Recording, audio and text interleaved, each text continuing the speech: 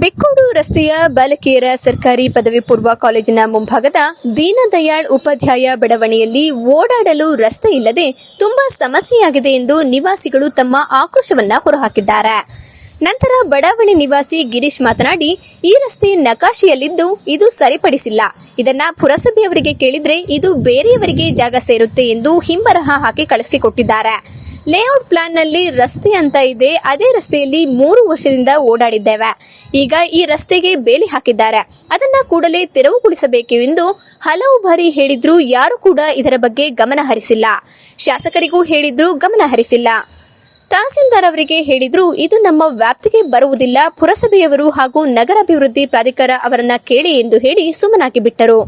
ಈಗ ನಾವು ಎಲ್ಲಿಗೆ ಹೋಗಬೇಕು, ಏನು ಮಾಡಬೇಕು ಎಂದು ಗೊತ್ತಾಗ್ತಾ ಇಲ್ಲ. ಮನೆಗೆ ಓಡಾಡಲು ಈ ರಸ್ತೆ ಅಗತ್ಯವಾಗಿ ನಮಗೆ ಬೇಕು. ರಸ್ತೆ ಇಲ್ಲದಿದ್ದರೂ ಪುರಸಭೆಯವರು ಈ ಒಂದು ಮನೆಗೆ ಪರವಾನಗಿಯನ್ನ ಕೊಡ್ತಾ ಇದ್ದಾರೆ. 8 ಮನೆಗಳಿಗೆ ಈ ರಸ್ತೆ ಓಡಾಡಲು ಅಗತ್ಯವಾಗಿ ಬೇಕು. ಎಲ್ಲರೂ ಕೂಡ ಅಧಿಕಾರಿಗಳಿಗೆ ಹೋಗಿ ಹೇಳಿದ್ರು, ಯಾರು ಕೂಡ ಇದರ ಬಗ್ಗೆ ಗಮನ ಹರಿಸ್ತಿಲ್ಲ.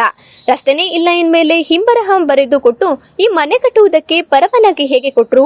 1 ವರ್ಷದಿಂದ ಪುರಸಭೆಗೆ ಅಲೆದು ಸಾಕಾಗಿ ಈಗ ಹಿಂಬರಹ ಬರೆದು ಬೇರೆಯವರಿಗೆ ಈ ರಸ್ತೆ ಸೇರುತ್ತೆ ಇದೆ ಎಂದು ಕೊಟ್ಟಿದ್ದಾರೆ. ನಂತರ ನಾವು ಜಿಲ್ಲಾಧಿಕಾರಿ ಅವರ ಹತ್ತಿರ ಹೋಗಿ ಸಮಸ್ಯೆ ಹೇಳಿಕೊಂಡೆವು. ಅವರು ತಹಸೀಲ್ದಾರ್ ಅವರಿಗೆ ಹೇಳಿ ಒಬ್ಬ ಸರ್ವೆ ಅವರನ್ನ ಕಳಿಸಿಕೊಟ್ಟರು.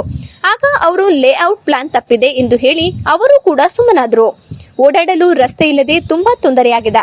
ಆದಷ್ಟು ಬೇಗ ಇದಕ್ಕೊಂದು ಪರಿಹಾರ ಮಾಡಿಕೊಡಬೇಕೆಂದು ತಮ್ಮ ಆಕ್ರೋಶವನ್ನ ವ್ಯಕ್ತಪಡಿಸಿದ್ರು. ನಿವಾಸಿ ಪ್ರಸನ್ನ ಮಾತನಾಡಿ, ಕಳೆದ 10 ವರ್ಷದಿಂದ ಬಡಾವಣೆಯಲ್ಲಿ ವಾಸ ಮಾಡ್ತಿದ್ದು ಇಲ್ಲಿ ಯಾವುದೇ ತರಹದ ಅಭಿವೃದ್ಧಿ ಕೆಲಸಗಳು ಆಗಿಲ್ಲ. ಆಯಾ ಪ್ರತಿನಿಧಿಗಳು ಹಾಗೂ ಜನಪ್ರತಿನಿಧಿಗಳು ಇತ್ತ ಕಡೆ ತಿರುಗಿ ಕೂಡ ನೋಡಿಲ್ಲ. ಜಿಲ್ಲಾಧಿಕಾರಿ, ಪುರಸಭೆ, ಶಾಸಕರಿಗೂ ಮನವಿ ಮಾಡಿದ್ದೇವೆ. ಇಲ್ಲಿ ಚರಂಡಿ ರಸ್ತೆ ಸರಿಯಾಗಿಲ್ಲ. ಯುಜಿಡಿ ಕೂಡ ಸಮಸ್ಯೆ ಇದ್ದು ಕೂಡಲೇ ಇದನ್ನ ದುರಸ್ತಿ ಮಾಡಬೇಕು ಎಂದು ಹೇಳಿದ್ರು. ಈ ಸಂದರ್ಭದಲ್ಲಿ ಬಡಾವಣೆಯ ನಿವಾಸಿಗಳಾದ ಮೋಹನ್ ಕುಮಾರ್, ದಾಸಪ್ಪ, ಭಾಗ್ಯಮ್ಮ, ಮೈತ್ರಿ, ಪುಷ್ಪ, ಗೌರಮ್ಮ, ಮಂಜುಳಮ್ಮ ಇತರರು ಹಾಜರಿದ್ದರು. ನಾವು ಮೊದಲಿಗೆ ಪುರಸಭಾಧಿಕಾರಿಗಳಲ್ಲಿ ಕಂಪ್ಲೇಂಟ್ ಮಾಡಿದ್ವಿ. ಅವರು ಸತತವಾಗಿ 1 ವರ್ಷದಿಂದ ಸತಾಯಿಸಿ ನಮ್ಗೆ ಈಗ ಒಂದು 15 ದಿವಸದಿಂದ ನಮ್ಗೆ ಹಿಂಬರಹ ಕೊಟ್ಟಿದ್ದಾರೆ. ಈ ರಸ್ತೆ ನಮ್ಗೆ ಬೇರೆಯವ್ರಿಗೆ ಸೇರ್ತಾ ಇದೆ ಅಂತ ಹೇಳಿ ಕೊಟ್ಟಿದ್ದಾರೆ. ಅದ್ರ ನಂತರ ನಗರಾಭಿವೃದ್ಧಿ ಪ್ರಾಧಿಕಾರಕ್ಕೆ ಹೋಗಿದ್ವಿ.